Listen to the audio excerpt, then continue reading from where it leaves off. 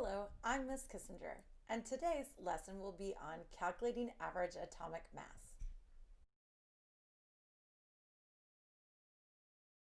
Hello class, and welcome back. Today is Module 1, Day 6, and our objective today is calculating the average atomic mass for the atoms that are on the periodic table. So if we look at the periodic table, you might have noticed already that when we look at our symbol, such as hydrogen, we have the atomic number up on top, which is a 1. And down below for hydrogen, we might see 0.001 for hydrogen and wonder why this is not a whole number. As a reminder, the atomic mass is based on the number of protons and neutrons in an atom. But since this is the average atomic mass, that means that there are multiple forms of the hydrogen atom with different masses. So this is calculated based on the relative abundance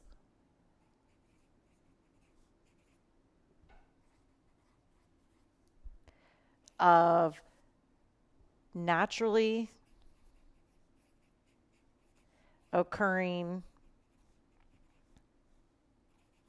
isotopes. So remember from our definition of isotopes before is that isotopes are elements with different masses due to a different number of neutrons. So when those neutrons change, that is where we're getting a change in the mass. So let's figure out how this is calculated. So first of all, these calculations are done similar to how we do our grades. So how to calculate weighted averages. So we could have an example of, let's say, carbon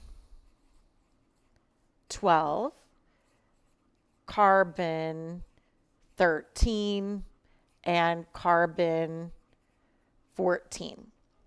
And if we wanted to know what is the average of these, some people might say we would just add up the 12, the 13, and the 14. But if we did that, it does not take into account the abundance. And that means how often does it occur in nature? So the most common form of carbon is carbon 12. And we know this because when we look at the periodic table, carbon, its average atomic mass is 12.01. And our unit for the mass is AMU. As a reminder, that stands for atomic mass unit. So let's go ahead and look at an example.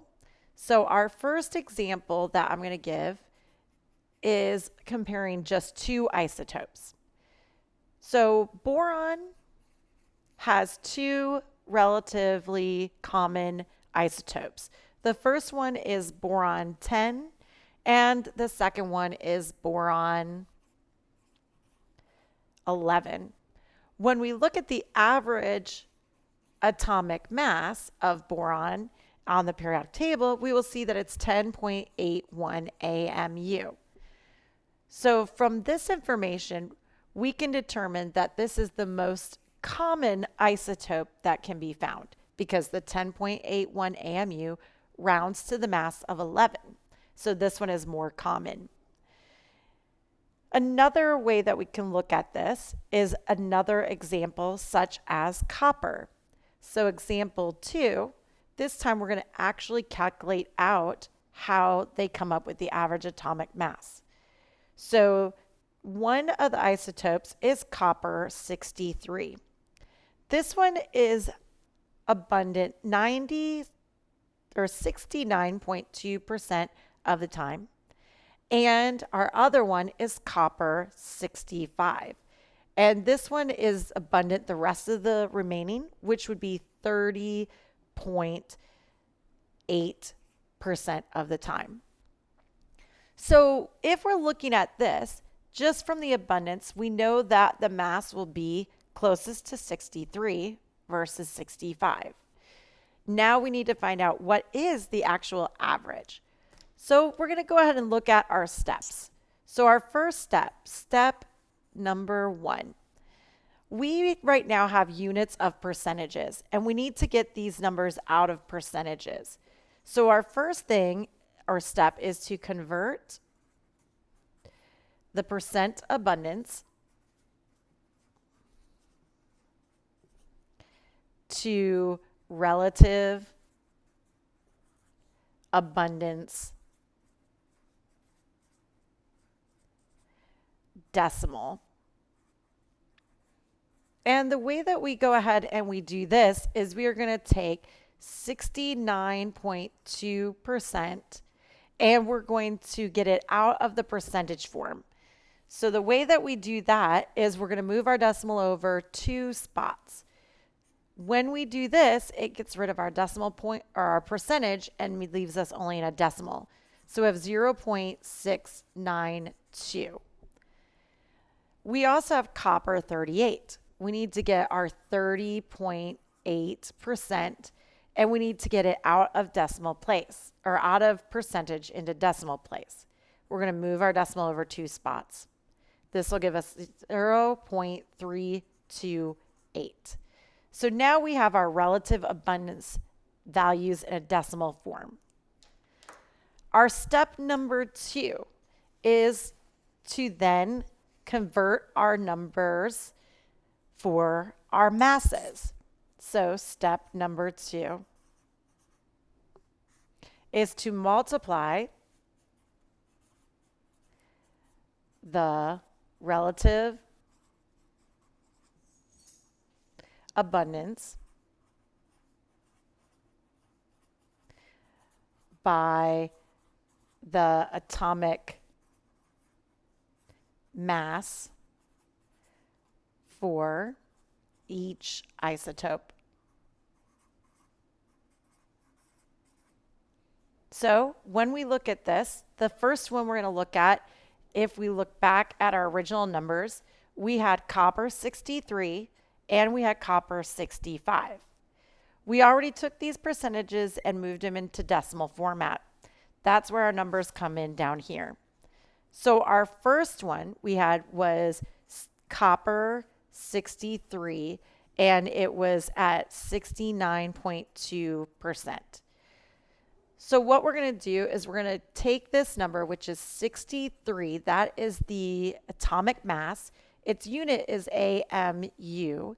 And we're going to multiply that by the decimal format of 0.692. And our value we will get here will be 43.596 AMU. Now we're going to do the same thing for copper 65. So we're going to take this mass of 65 and the unit is AMU, and we're going to multiply that by the relative abundance, which we had determined up here was 0.328. When we multiply these two numbers together, our value becomes 20.02 AMU. So we have now these two numbers values. Our final step is step number 3. And step number 3 is to add the numbers from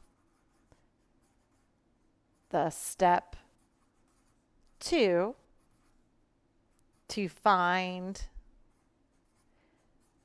the average mass. So taking our two numbers from step number 2, we're going to take 43.596 AMU, add together with the 20.02 AMU, and then our final value when we add these together will be 63.616 AMU. So it's 3 simple steps. That is the end of our first example. I'll show you guys a second example with a little shortcut also in the next example. All right, on to our third example. As I shared before, I'm going to give you a simpler equation that you can use. You can either do it the first way I showed or the second way. Both will calculate the same. So our second way of calculating it is to find the average atomic mass is to simply do the mass of number 1 times the abundance of 1 plus the mass of the second element times the abundance of it, and you add them up, and you can keep going over and over and over again for as many masses that you have. For the second example, I'm also going to give you just 2 different masses. So our first mass is going to be for bromine.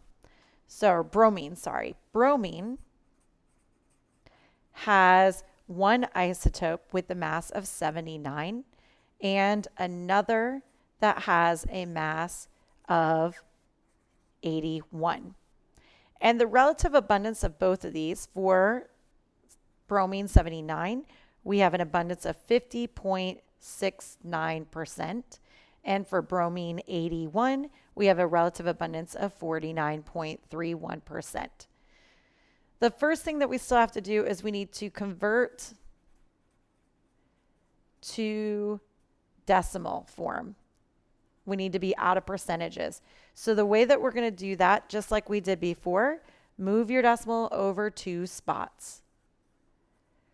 So now that we have those in decimal forms, we can go ahead and find the average atomic mass, so AAM is my abbreviation here, equals 79 AMU times 0.5069 plus the mass of 81 AMU